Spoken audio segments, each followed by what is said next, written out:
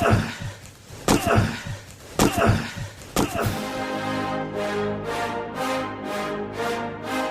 rolls out to the right, pitches off to Taylor, and Taylor's to the 20, down to the 15, down to the 10, 5, 4, 3, 2, 1. Touchdown, Billy Taylor! Touchdown, Billy Taylor! Billy Taylor scored a touchdown from 21 yards out. The crowd goes berserk. It was November 22nd, 1969. That they came to Barry, Michigan, all dressed in maize and blue. The words were said, the prayers were read, and everybody cried. But when they closed the coffin, there was someone else inside. Oh, they came to Barry, Michigan, but Michigan wasn't dead. And when the game was over, it was someone else instead. 11 Michigan Wolverines put on the gloves of gray, and as the organ played the victors, they laid Woody Hayes away. Under center is Wangler at the 45. He goes back. He's looking for a receiver. He throws downfield to Carter.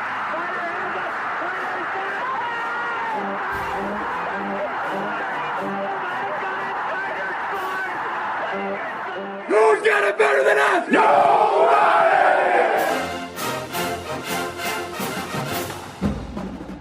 Welcome to the Michigan Man Podcast on Wolverine Sports Radio, a member of the V Sporto Network, and in partnership with SB Nation's Maize and Brew, for Wolverine fans from coast to coast.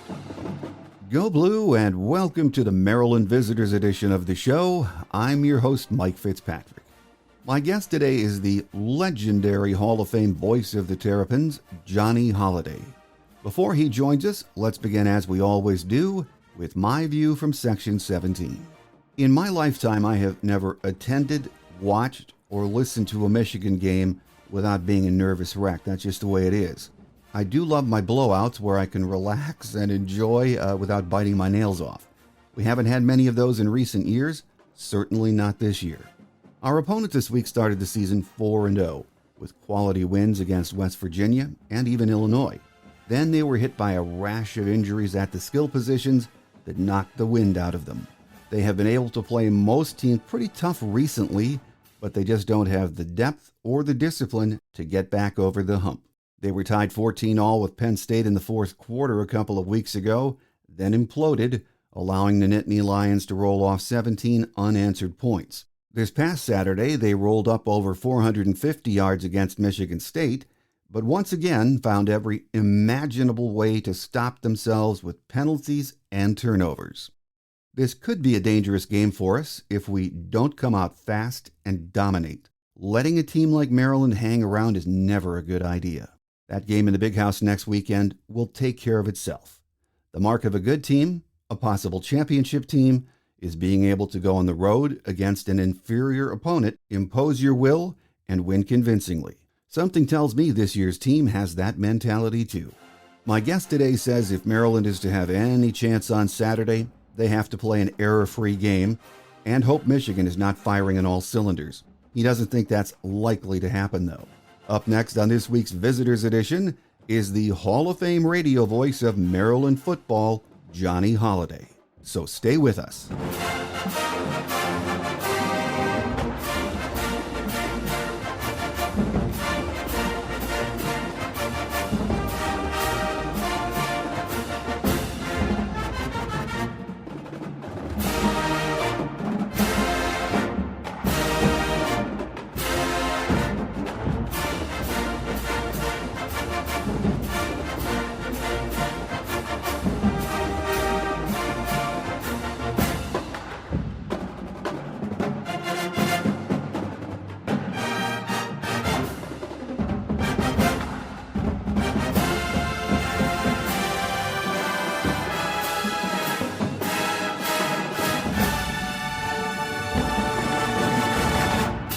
Here with us on our visitors segment this week as we get ready for a trip to Maryland is Terps Radio play-by-play voice Johnny Holliday. Johnny, once again, great to have you back with us. Thank you, Mike. It's always a pleasure to spend time with you. Thanks so much thanks for the invitation. Well, you are very welcome, sir.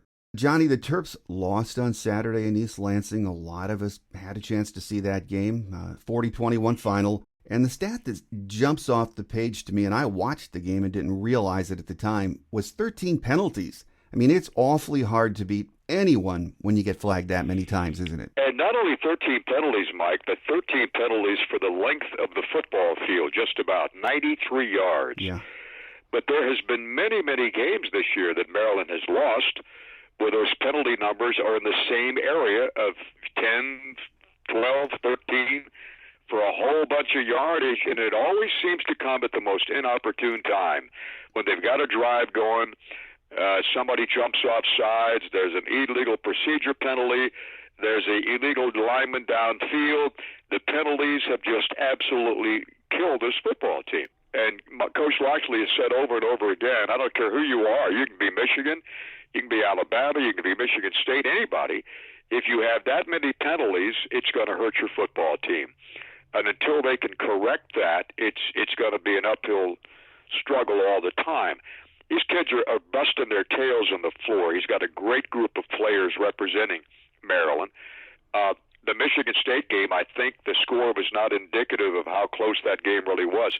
It was, they had a shot many, many times to win the game. They had four opportunities inside the Michigan State 35-yard line and came away with nothing. They had first and goal at the 2 and wound up missing a field goal when they had penalties that took them all the way back to the 37-yard line. So it's been self-destruction, really. But they've got the talent, they've got the they've got the desire to win and win and win, and they're going to get there sooner or later. But right now, with the penalties, as you mentioned, and the major injuries they've had to key players, and that's the difference in what's going to be a winning season. And right now, it's a 500 year at 5-5 with you guys coming up next, and then on the road to Rutgers, which may, unless they can pull off an upset over Michigan, and they think they can, that last game will determine if they lose to Michigan. That last game determines do they get that sixth win to become bowl eligible, and we'll have to just wait and see. Oh, absolutely. You're right. The penalties and the injuries, huge this year. Yeah. I thought that was interesting at Jim Harbaugh's presser on Monday. He talked about how impressed he's been watching Tagovailoa. One of these times I'll get his name right, too. That's close enough. But hey, how'd you like to have to pronounce Talia Tagovailoa and Chalon Fa'amata? Oh my goodness, yeah. That's the running back that they lost 2 games ago. They went to school together in Hawaii. Yeah, that takes some practice. I'm sure you got it down though. But the coach was talking about Tagovailoa. Jim was talking about getting to see him on tape quite a bit this year. Instead of doing crossover scouting, he was mentioning yesterday or Monday what an outstanding quarterback is, and he said, you know what, this kid can really sling it around. Yeah, he can. Sometimes it goes to the wrong guy, but he had a pick last week, but that's the only interception he had, one interception. But he threw for a couple of scores, and once again, he's still learning. He's only a sophomore, transfer from Alabama. I'm sorry, junior, transfer from Alabama. He's only played like 13 or 14 games at quarterback for Maryland. And already this year he's got 6 300-yard games. And that's pretty impressive. I think he was 29 for 48 or 49 against the Spartans. The offensive line didn't protect him that well. He had 4 sacks, but he's a very quiet kid and just very unassuming. Anytime you talk to him about what he's done, it makes him very, very uncomfortable because his answer is always, well, I really haven't done anything because I think the credit should go to my offensive line and my running backs and my wide receivers. I'm just there to kind of facilitate things and keep things in order and run the offense and call what plays they give me. And he's very, very low-key. He doesn't like to be in the limelight or spotlight, which is good. But they say when he gets in that huddle, he's got tremendous command of the huddle, and everybody respects him, and everybody really busts their tails to protect him and make sure that he's upright. And a lot of time he's running for his life, and he's done just a phenomenal job, I think, this year. And if he's got to be all conference.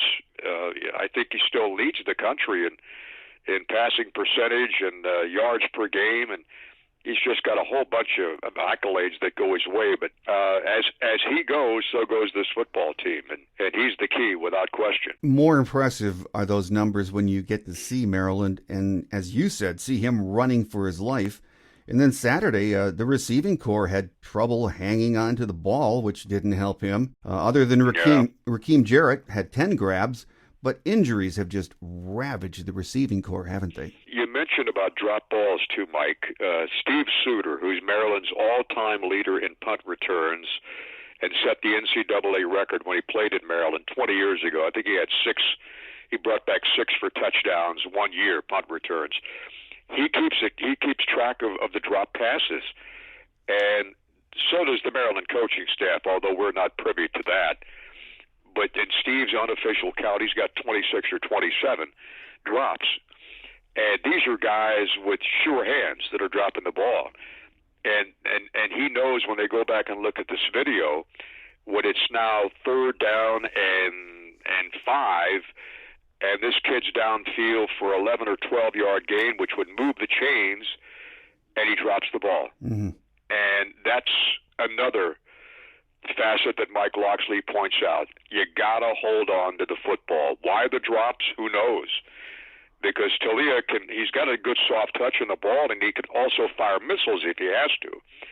So that, and then you take away Dante Demas, the number 1 wide receiver, who got torn ACL about 3 or 4 games ago, and he's done for the season. Then the backup, Ja'Shawn Jones, who was the number 2 guy in that off the wide receiver core, he gets an ACL injury 3 games ago, and he's out. Then you look at the running backs. Chalon Fa'amatau, who was the leading rusher against Penn State, has a meniscus problem. He may not come back for the last game of the year. So he misses the Michigan State game. And that's your number 1 running back right there. And then you look at the offensive line. You've had Spencer Anderson had to move from tackle to center because the center wasn't performing the way that he should.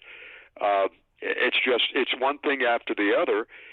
The backups and the wide receiver core is one of the strengths of this football team. But with 3 guys missing there, and Isaiah Jacobs, one of the running backs, decided that he didn't want to play football anymore after the 2nd or 3rd game, or they didn't want him to play football anymore, and he's out of the running back situation. So it's slim pickings at wide receivers and at running back. So all those factors add up to you're doing the best you can with what you have. And somebody brought up the fact to Loxley a couple of press conferences ago. Your backups are backups because of a reason. He said, I don't want to hear that. The backups are here because they can play college football. And when given the opportunity, they should be able to come through and perform just like the guys that start. I don't want anybody to think they're a backup. In my eyes, everybody should feel like they're a starter. And when the time comes to get in there, they've got to produce. And that hasn't been the case of consistency at all this year. Well, on the defensive side of the ball, Johnny, I thought the Terps looked really good on Saturday. I mean, they played at least well enough to give the team a fighting chance to crawl back in the game, didn't they? Well, when you look at the numbers, Mike, against Michigan State, total offense, 481 for Michigan State, 451 for Maryland. The Terps gave up 194 on the ground. They gave up 287 through the air, but they hung in there pretty good, pretty darn good. Mm-hmm. So there wasn't that much difference in that game. The time of possession was decidedly in favor of Michigan State. They had the ball almost 11 minutes more than Maryland did. But the defense has been, I think, pretty good this year overall. They've got a nice secondary with Jacorian Bennett, who is, I think, either 1st or 2nd in the country in passes broken up. And you got Jordan Mosley, a senior, who's their leading tackler. And you got Nick Cross and another kid in that secondary.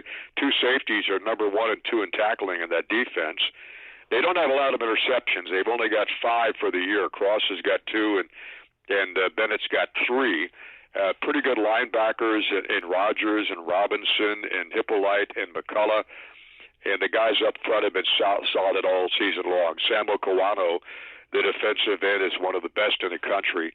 He's the sack leader. He's got just under 10. I think he's got 9 sacks for the year.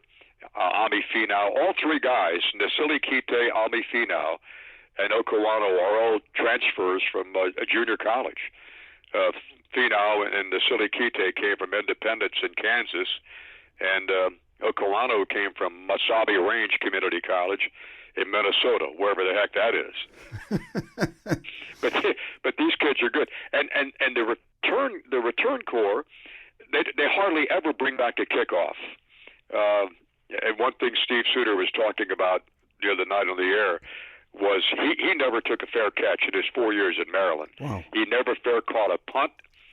If there was a kickoff, he always brought it back. He said there's a chance of getting 1 yard if you're going to try to bring a punt back or a kickoff back. That's 1 yard more than you would have. So he never, in 4 years, signaled for a fair catch.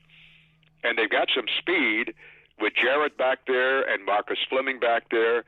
But it's just a combination of a mistake. I'd say overall the mistakes have cost him a lot of games. When you look at the season, the way it got started, Johnny, the Terps got off to that 4-0 start, and then the bottom fell out. And is it fair to say the main contributor to the spiral is injuries? That's what it is? Yeah, but I think also, Mike, if you look at the 4-0 start, you beat West Virginia, very good team in the home opener.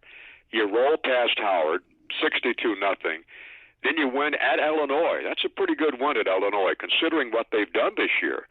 Then you come back and you beat Kent State. Then the fun begins. Mm-hmm. You got a top 20 team in Iowa. You got a top 20 team with one of the best in the country, Ohio State. Then you got Penn State. Then you got Michigan State. You got 4 of those 6 games against top 20 teams. And it's a pretty tough schedule and a pretty tough division that Maryland's in. The 4-0 start was great, but that's, not the same kind of competition you're playing against Ohio State and you guys and Penn State and Michigan State. It's a whole different level. But you build on that, and then when you have to face Iowa and you get blown out, they gave up back-to-back games, 51 to Iowa and 66 to Ohio State. And since that time, the numbers have gone down considerably. And the Indiana game was, back and forth. They win that one 38-35. And then Penn State, they let slip away. That game was 14-all with 12, I think it was 12 minutes to play in the fourth quarter. And then they scored 17 straight points, mainly because of Maryland mistakes. It's all correctable. They can correct everything. And Mike, Coach Lockley has said over and over again, it's like a broken record. I'm preaching the same thing to the guys. Try not to beat yourself. Try not to, at least give yourself a chance to win. Eliminate the mistakes, and we're talking about a whole new record right now. Well, there's a lot on the line for Michigan this Saturday, as we know here. You get a win, and Ohio State is next weekend in the Big House. But with the offense that Maryland can bring at you, Johnny, this I see as a trap game, and I get nervous about these games all the time because I've seen enough of Maryland to see they have weapons, even though they've had just an incredible number of injuries. If they eliminate the mistakes, even half of the mistakes in a game that they've been making on average, they can play with and have a chance against just about anyone, can't they? Well, 7 years ago, they beat Michigan 23-16 in 2014. So it's not impossible, but that's the only win they've had. I think Jim Harbaugh does a sensational job.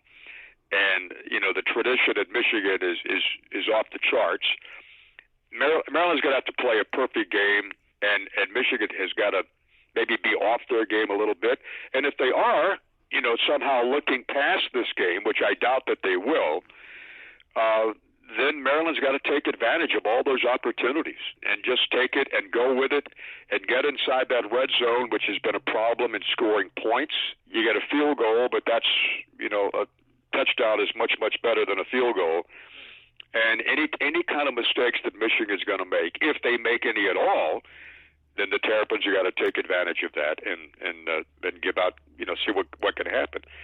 But I'm like you. I don't like the word trap game. I think that thing's kind of overblown. But how many upsets have we seen this year when the favorite falls, and who knows why? And the coach usually takes responsibility, saying, I didn't have them prepared. This one's on me. No, it's not. It's on the players. Coach doesn't play. The players play. So preparation, I think, is going to be very important. And the one thing Coach Loxley does here at Maryland, When that game is over, win or lose, you turn the page the next day.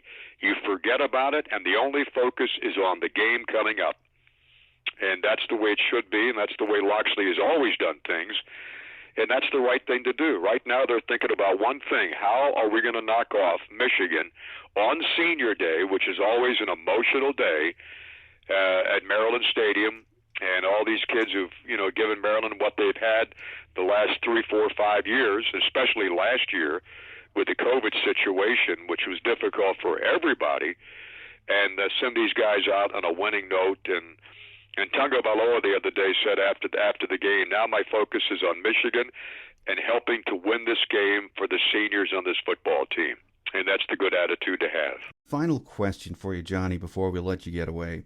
I know it's been a frustrating experience for Maryland fans since they joined the Big Ten, but Coach Loxley has upgraded that talent level, and it does take time. Fans don't like to hear that, I know. But do you think Coach Loxley is on the right track after these years? Absolutely, without question. Without question. I don't think anybody can question his recruiting ability. He was the recruiting coordinator at Maryland many years ago. It's the third time around that he's been here, and he's such a good recruiter. He gets the right kind of kids. I don't think there's any bad apples on this team at all. If there is, he gets rid of them. They just don't compete. They're shuffled out the door real quickly. He's got the right kind of kids that buy in his program. When they come to Maryland, he has one thing in mind, that he considers every single guy on this football team as part of his family. He's had a tragedy. He lost one of his sons in some years ago, and we had that Jordan McNair incident a couple of years ago. The young guy had the heat stroke, and nobody could relate more to it than Mike Loxley, who he and his wife had lost his son. And he's got that father figure with these kids, and he has one thing in mind for them: to give them a good education, to let them compete at the highest level in the Big Ten and showcase their talents if they're going to go on to the next level at some of the marquee stadiums around the country, like when they come to Ann Arbor to play there, and Spartan Stadium, and all these things that kids dream about.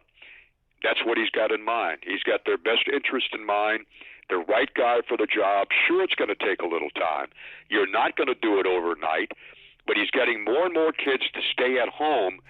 He said there's no need to have to really, beat the bushes in other states, because there's so much talent in Maryland and Virginia and the D.C. area. And he's done a good job recruiting and convincing kids, you come to Maryland, you're going to get yourself a super education. If you don't play in the NFL, which most of them won't, very few go on to the next level, the job opportunities are enormous in the Washington, Baltimore area, Annapolis. You've got the nation's capital here. It's a good place to go to school and a good place to continue your career when football's over. Absolutely. I think he's doing a sensational job. You get over the injuries, build that depth. I think. Yeah, whole different ballgame. Yeah, Mike, exactly. I think he's headed in the right path. Here with us today on our visitors edition of the show has been Maryland radio play-by-play voice Johnny Holliday. Johnny, always a pleasure having you on the show, and we thank you for being so gracious with your time and look forward to our next visit. Well, thank you, Mike, very much, and all the best to the Wolverines this coming Saturday, and even better luck to Maryland this coming Saturday.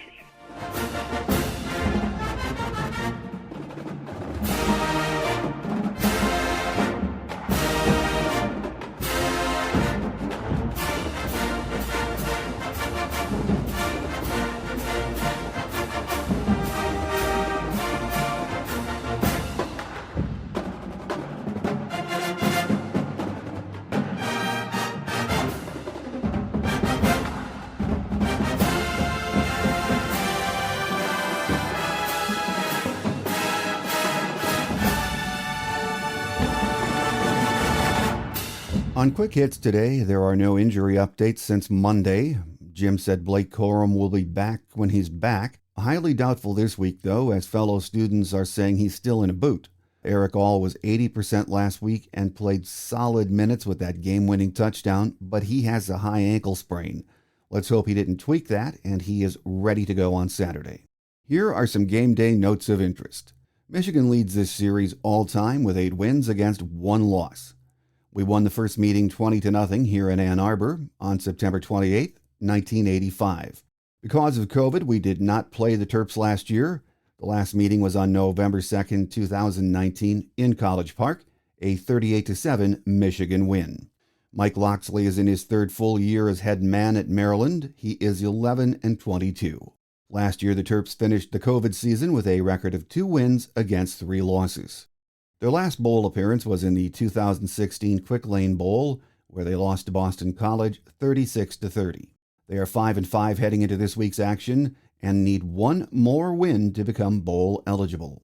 The weatherman says temps will be in the mid to upper 40s at game time with light winds. As of now, there is very little chance of rain. When you have a championship caliber team and season, it's because you treat every game as the biggest on the schedule. I don't think we'll be looking ahead to next Saturday's game. I think this year's team will show up on Saturday and do exactly what they need to do. Take care of business, earn a win, and come home to get ready for what should be an epic showdown with Ohio State next weekend. Next week will be busy for all of us. Thanksgiving, spending time with family, and anxiously looking forward to the game. On Tuesday's Visitors Edition, my guest for the 12th year in a row previewing the game will be the angel of the Big House, Angelique Shengelis from the Detroit News. On Thursday, yes, Thanksgiving Day, my scheduled guest is the radio play-by-play voice of the Buckeyes, Paul Keels. Paul is also the play-by-play voice of Ohio State basketball, so he has a crazy schedule next week, but we still hope to get him on the show. So remember, join us next week for both of these shows as we get ready for the game. That does it for now. Have a great Wolverine weekend, everyone. I'm your host, Mike Fitzpatrick. Think victory, beat Maryland. Until we meet again, take care, and as always, go blue. Thanks for joining us today on The Michigan Man, here on Wolverine Sports Radio, a member of the V Sporto Network, and in partnership with SB Nation's Maize and Brew.